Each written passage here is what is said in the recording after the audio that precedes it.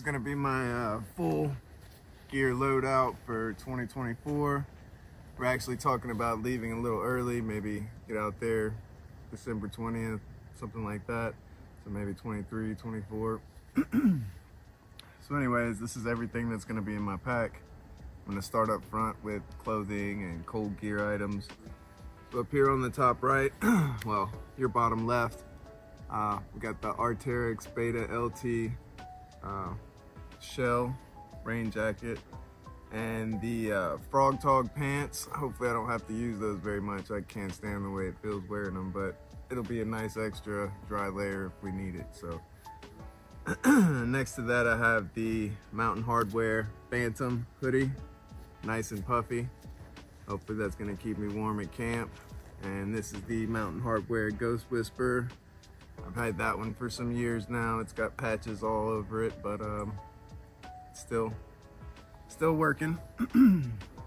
Now moving on, I have these little goose feet booties I got sometime late 2020.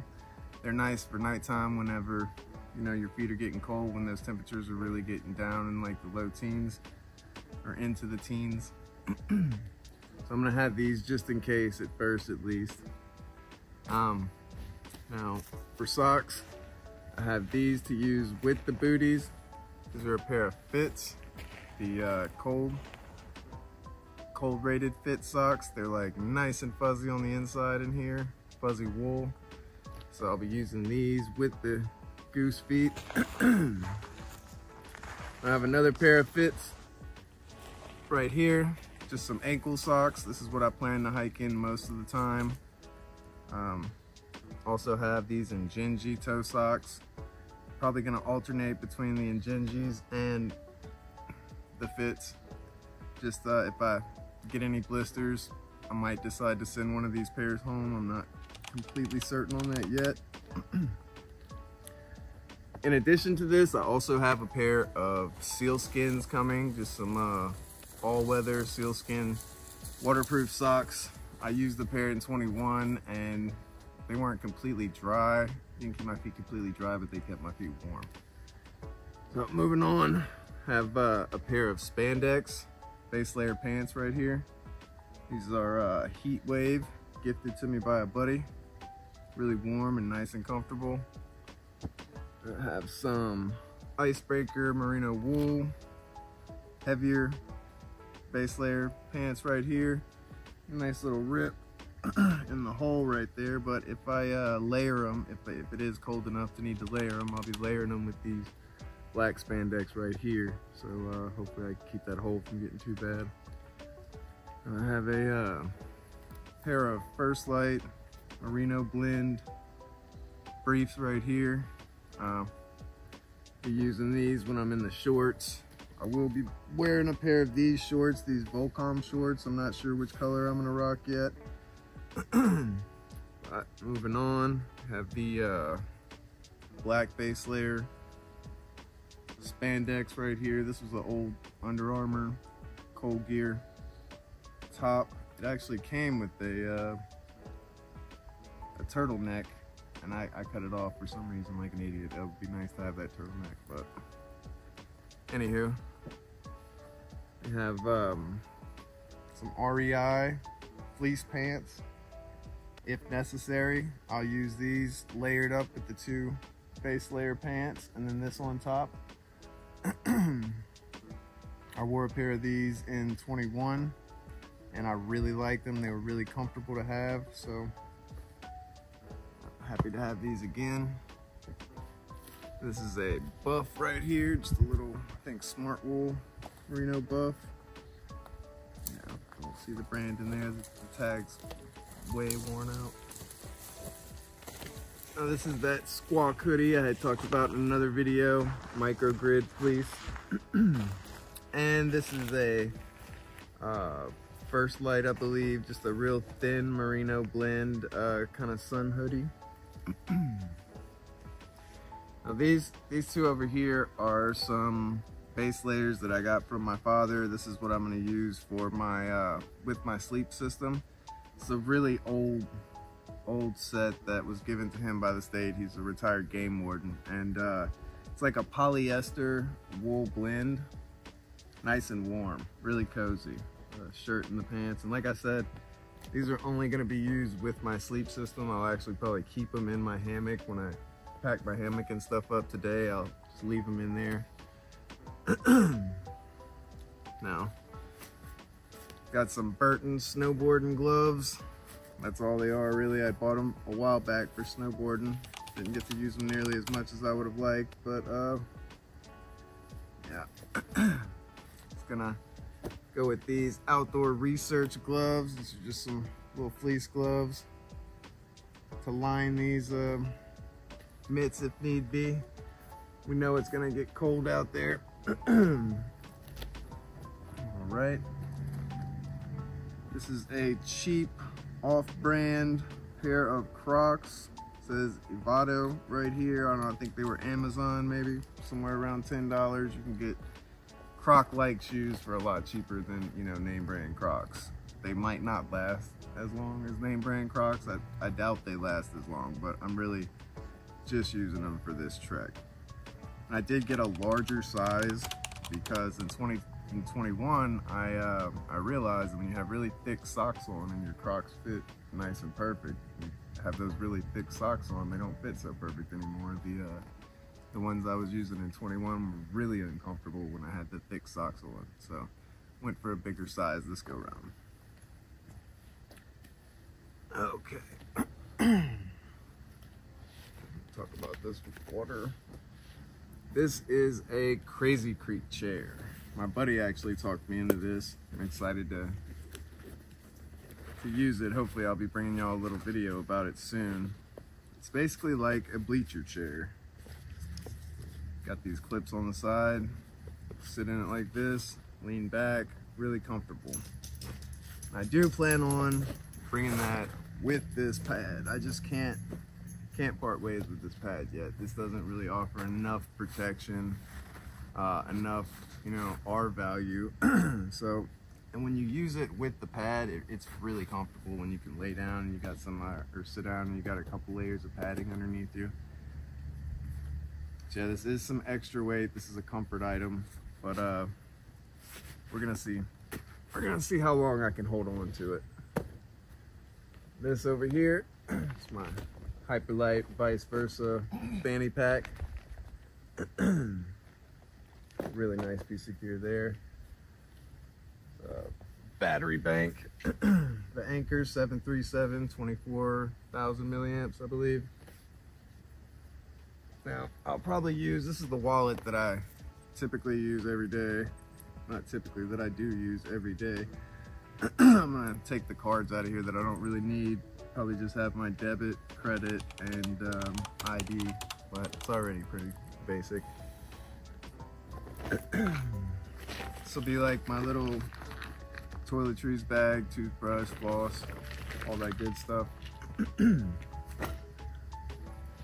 Also, we'll be keeping old Android charger in there. This is gonna be for my headlamp. And I'll also have a couple of USB-C chargers, one for the phone and one for the battery bank. This little bag is just for my camera gear accessories. I have a little wireless, cheap Amazon microphone for when I'm setting farther away from the camera like this.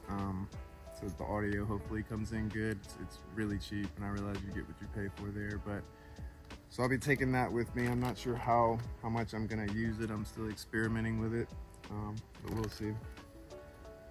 And this is a little Peak Designs tripod. Folds up nice and tight, and it's a magnet. It slips right, or you know, connects right to the back of your phone if your phone case is magnetized. Really nice. Alrighty, this is just a simple Walmart knee brace I picked up sometime in 21, I believe. Set it on there underneath, and you wrap it around. Gives you a little bit of support. I'm gonna be using that mainly on my left knee when I take off, just because I have that previous injury and I want to take care of it at first. The headlamp right here, the Nikor. I forget exactly what they call this, but it's the smaller one. The battery life really sucks, but it's ultra lightweight, it's rechargeable. And one thing I really like about it is that when you flip it up like that, it stops the button from being pressed, so you don't have to worry about it turning on in your bag and all your battery being dead when you pull it out and you need to use it in a pinch. You can really count on it. And these are the Cthulhu micro spikes. Hopefully this isn't overkill. If we do hit some snow and ice out there, it'll be really nice to have these. I remember in 21, I had the Exo spikes. They weren't nearly as robust, and they were nice, you know, on some steep inclines and declines, but I saw some people out there using these, and I could tell that this is where it was at for hiking in, you know, snowy, icy conditions on steep inclines and declines. So they are heavy though. This is yeah, gonna be some extra weight having that. Yeah. This is my little umbrella. This is another comfort item, like the Crazy Creek chair. We're gonna see how long I hold on to it. Nice and tight, compact. I think it was $10 off of Amazon. SY compact, you know, nothing special. One reason I really think it would be nice to have this, you know, aside from just protecting yourself from the rain, I remember in 21 I got hit with a late snowstorm in Vermont, and the snow was coming down so fast I couldn't work my phone screen to get on gut hooks and see where I was, where the trail was, and when it starts snowing hard and you lose trail, it's pretty it gets pretty intimidating. So yeah, hopefully if that happens, I'll be able to deploy this umbrella, get underneath it, and really get on my phone and see where the trail is at, how far I'm off, and, you know, make a decision from there that's more calculated this time. Moving along. This is gonna be my water system right here.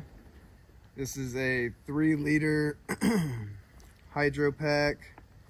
Just a you know, nice little sturdy bag to hold your water in. It's got a really nice screw cap that feels sturdy.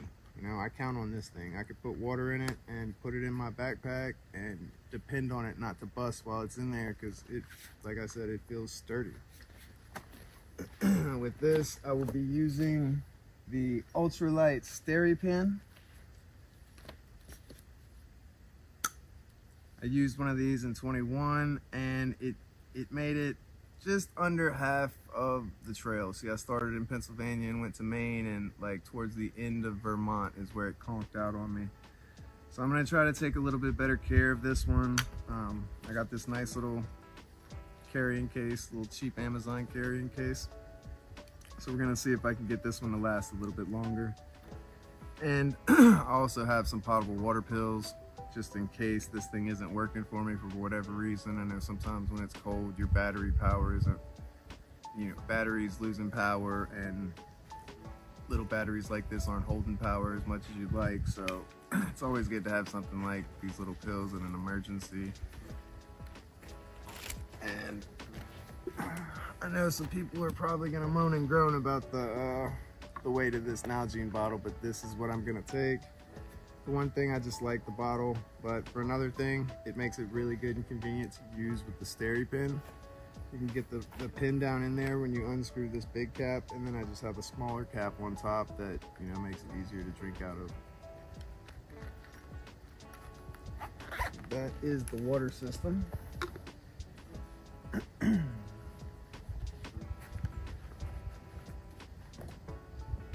Now this is going to be my cooking system right here. Have the Jetboil Summit skillet. It's a little Brillo pad in there, and a little wooden spatula that I nubbed off just to get it to fit in there for me.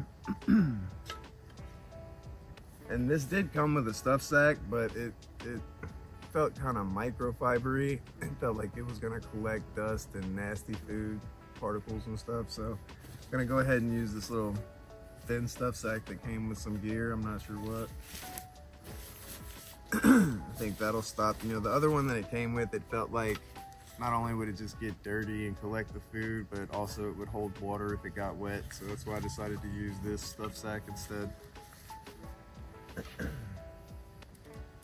This is my Tokes 1100 milliliter titanium pot, the koozie that I made.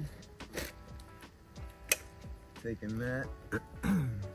And this is a titanium spoon. Where's that? Fargo. I've had it for a little while.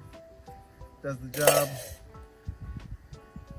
I mentioned this in an earlier video. This is a little $20 4-season stove I got from Amazon. Not sure how good it's gonna work. We're gonna see. Originally I purchased it for, you know, more like dirt bike camping where we were closer to the vehicle and weight wasn't an issue. But when we decided to pull the trigger on this hike, I realized that this was a 4-season stove because you could screw the canister into the hose and have the canister upside down to keep a steady flow of gas coming. So I'm also gonna take the little adapter for propane bottles, just in case we're having issues with these butane or we can't find any along the trail. And finally, I have this Z-Packs Dyneema bag slash food bag. It's like the biggest one they made a couple years ago. I'm not sure, you know, exactly what the dimensions are, but it's nice size.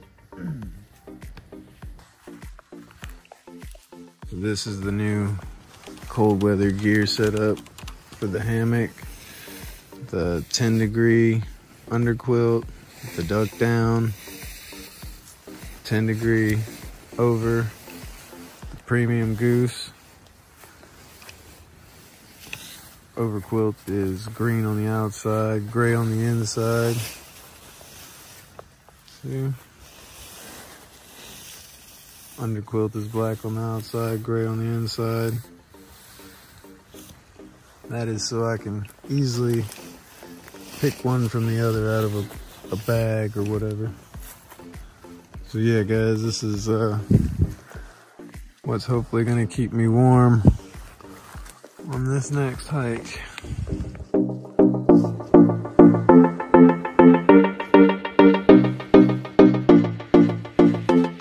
So yeah, guys, this is my Appalachian Trail 2024 gear loadout. I look forward to talking about this gear and reviewing it on trail and bringing some more good content, so y'all stay tuned.